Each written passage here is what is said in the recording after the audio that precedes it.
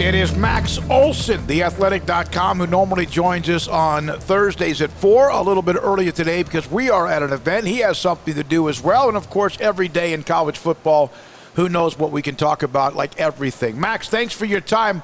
Did you get an Aston Martin, a Lamborghini, or anything for your NIL with theathletic.com?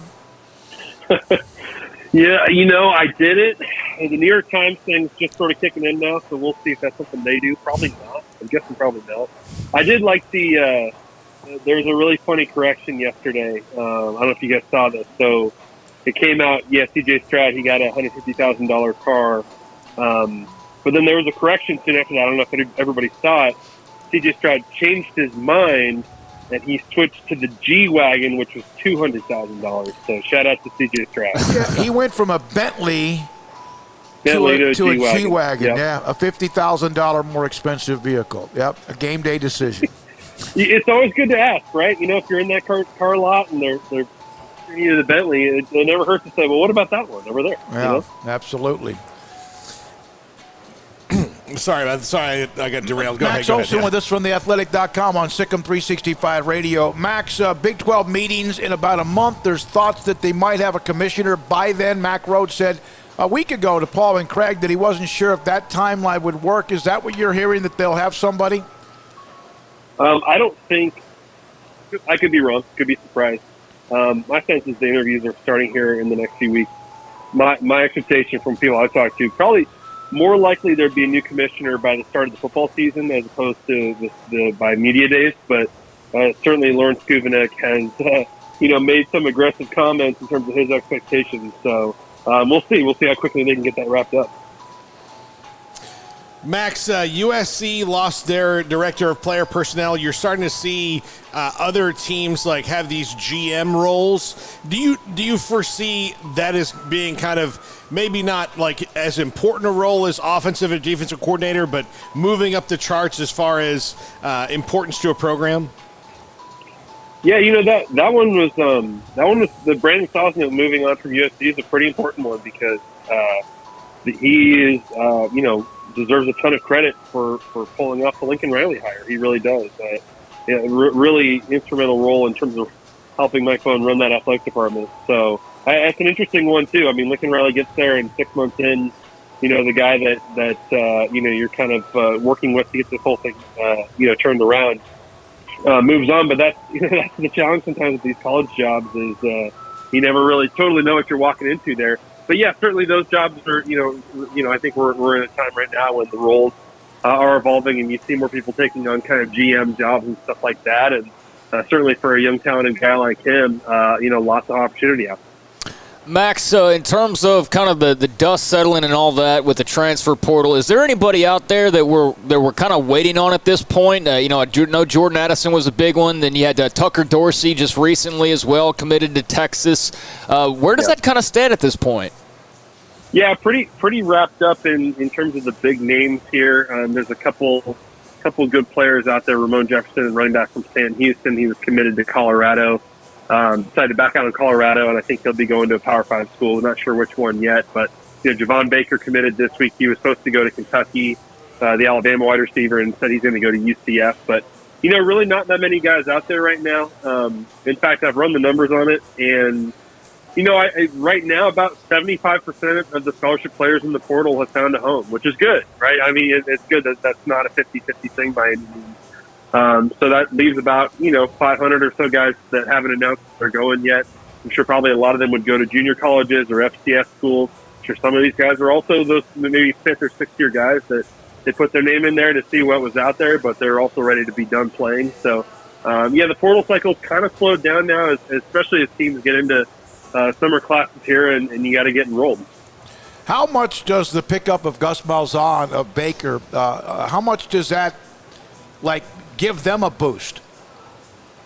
Yeah, that's a good one. I think that so they also picked up Kobe Hudson from Auburn. They've had a couple portal pickups. They've also lost a couple. Jalen Robinson, their really talented playmaker, is going to Ole Miss. So that's kind of how it is now. You lose a guy, you kind of got to go out there and replace him. And UCF, obviously, there's a lot of schools that we've talked about before, like USC or Ole Miss that get a lot of attention in terms of, the guys they picked up this offseason and how they're trying to flip their rosters. But UCF has been very active in the portal, and, they've brought some guys over from Auburn and from other schools. I think they've had some good pickups, and that'll be, especially as they go through this process now, trying to figure out, what does this roster need to start looking like to get to the Big 12. I think they're that's one of those schools where you can get some, just like what we see with, SMU or Houston, like you can get some pretty good kids that want to come back home. And the portal is going to be really big, I think, for UCF catching up in their new conference. Max, since we've had you on last, I know that you wrote about Kansas State and their kind of off-season preview. Being kind of privy to watching Martinez play at Nebraska and what his strengths and weaknesses are, how do you feel he's going to mesh with Chris Kleiman? I think that it's a good opportunity. They've been real patient with him.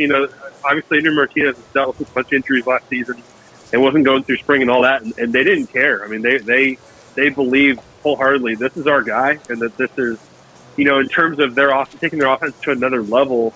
I think that the combination of Adrian Martinez and Colin Klein, the promoted OC, I think has a chance to be pretty exciting. Certainly. When you've got Deuce Vaughn to build this whole thing around, then Adrian Martinez doesn't have to, lead K-State in rushing attempts and get really, banged up over the course of the year. I know he went there because he wants to prove that he can be like an NFL passer and that he can be, main thing being just be consistent, drive to drive, quarter to quarter, and week to week. I mean, that's just the thing with Adrian Martinez is, good enough to get Nebraska into these games, but, he needs to kind of go prove he can go win those games and make them a bowl team and kind of be the same guy for a longer stretch of time, as opposed to just being good for a few quarters here or a few games there. So I think if he's healthy, really a guy that can be kind of an X factor in terms of making K-State a real contender in the Big 12 title race. Max, I saw your tweet, but I also had this as a question for you that Fanatics is releasing collector's cards for college athletes now?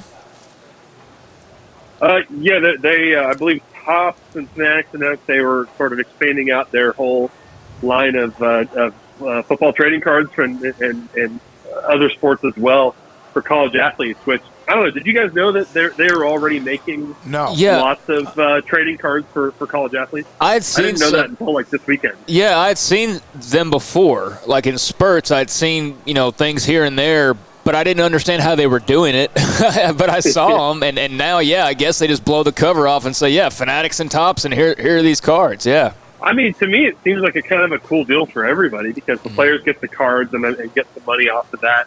Certainly, it's for collectors. You're trying to kind of get the first cards made of a guy before they blow up. And I was over at a friend's house this weekend, and he was showing me all these cards he had, and there was he had an RJ Sneed card. I think it's not just it's not just the guys at the top of the depth chart. There's all sorts of players that I think, can make a little money off this, can benefit off this. I think the video game could be like that in the future too, where I just think it's pretty cool for all involved here. And so to see that expanded, I'm not a big card collector myself, but I think that's a pretty cool deal for the kids. Expanded offering. Tops has separately secured NIL trading cards rights with nearly 200 athletes, including Bryce Young, Stetson Bennett, Bo Nix, Caleb Williams, as among others. How many of these guys are going to be, is Bryce Young taking a pay cut when he goes to the NFL, Max?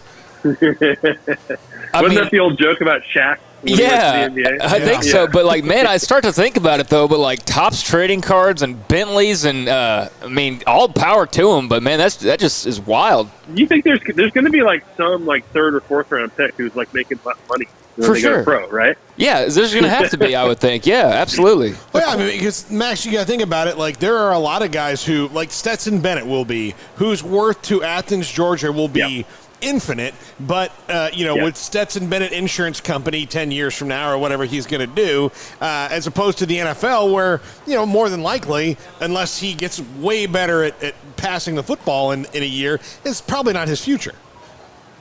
Yeah, and I think you mentioned Bo Nix. Bo Nix is probably one of those guys that, if you told me he's going to be an NFL starting quarterback today, I'd probably be a little bit surprised by that. I'm not saying he can't possibly get there, but I think a guy like him probably understands I need to maximize my value now because there's just no guarantees of this stuff. Even if even if you think you are an NFL draft pick and you think you can, make it through a camp and stay on a roster for a couple of years, like, yeah, it's a sweet deal. And that's why I understand there's a lot of things that come with it that bother people and that make them worried about the future of sports. But you still have to say good for the kids. Yeah, what will be interesting is how much money that they can get in NIL and how much, and will it ever affect somebody not turning pro? Well, I think we're already seeing that in basketball, aren't we? Yeah. No, you're right. Yeah. Yeah, you're right. Yep. Yeah, I think it's a good point, though. I think it certainly, and that's where, as much as there's a lot of pandering right now about, pay for play and inducement and stuff like that in recruiting, I think a big piece of this at a lot of these programs has got to be the retention piece. And just can you take care of your guys who are proven and, sort of put things together to convince them to stay an extra year. I think that adds a lot more value to your program than trying to put down a lot of money on a true freshman who knows how it's going to go. Yeah, no, that's going to be really interesting to see how all that plays out. But yeah, I think you're right. I think it is going to bring more guys back that otherwise would have just flailed, maybe tried at the XFL or something like that. Max, I did want to ask you about Lincoln Riley. I know he's talking more as we're getting closer to the season, but he had a comment that he had made about the talent level that he had at Oklahoma. Did you catch that? The one where he said he had the third or fourth best talent when he went in the playoffs? Yeah, and I was just curious of how you took that. I mean, I know Oklahoma fans took it one way, of course, and then there's other people that took it other types of ways. But how did you take that, him saying that he always had, the third or fourth, like you said, most talented team in the playoff? Well, with the exception of the Rose Bowl against Georgia, I mean, obviously those playoff games, which was, a real 50-50 game that they could have won. I mean, in all those other sort of semifinals, they kind of got run off the field, especially more recent. So that, I kind of get the thinking there just based on his experience. Like, he's not wrong for saying it. The statement he's making is he thinks he can get a lot better teams at USC. And I don't know. I don't know about that. I think we're seeing, obviously, this offseason's been really hot, and they've certainly leveraged the transfer portal to flip this thing pretty quickly. But I can see why that bothers Oklahoma fans. I think Lincoln Riley did really recruit at a high level at Oklahoma, and maybe arguably as high as he possibly could. And we'll see if Venables can raise that ceiling even more. But we've all been kind of wondering what were some of the motives for Lincoln Riley, other than I think that story also tried to mention that he was making $11 million a year. Yeah. Did you see that? Yeah. Which is like, okay, yeah, that kind of makes sense. But I think look, there's not going to be any justification that makes an Oklahoma fan happy about what he did. Right. But, his bet is that they can get even better players at FC, and as we saw from their playoff runs at Oklahoma, like, okay, when you've got that team, you still have to put it all together. And I'm curious to see how many years that takes before he's got the kind of rosters where he's in better shape at SC than he was, towards the end at Oklahoma. Max, thank you very much for being available today. We appreciate your time. Have a great rest of the week. Thanks, guys. Max Olson, theathletic.com on college football galore. Yeah, those trading cards look pretty good. I'm not so sure what. Yeah, I've seen those. I mean, I got some old cards of, like, Charles Woodson in Michigan and stuff like that. So I've known that they've been doing that. I didn't know how they were doing it. They usually just did it after they declared for the draft. Yeah. And so, they knew that they were going to do it. So I have some of those old ones that are like, the rookie cards are in their college uniforms. Yeah. And then you had some where a few years ago they would release something like, oh, look, here is this guy in his college uniform. And it was like a series of, here are the best pros from your school or whatever. But yeah, I think about the gigantic stack of 1993 Fleer Scott Radinskis I ran into, and how many of those you'll run into if you're a collector deep in the college roster. Some guy